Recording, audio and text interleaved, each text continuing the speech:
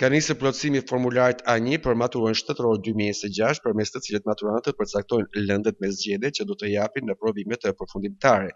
Një proces ky mjaft i rëndësishëm që ndikon drejtpërdrejt edhe në orientimin e tyre drejt studimeve të larta dhe karrierës së ardhshme. Aplikimi ka filluar me 2 shkurt të 2026-s dhe realizohet online, ndërsa nxënësit këshillohen që përpara se të bëjnë zgjedhje të konsultohen me mësuesit kujdestar, këshilltarët e karrierës dhe prindrit për të marrë një vendim sa më të informuar. Për maturantët e viteve të mëparshme që dëshirojnë të rikandidojnë, plotësohet formulari A1Z, i cili do të jetë i hapur vetëm në datat 10 dhe 11 shkurt 2026.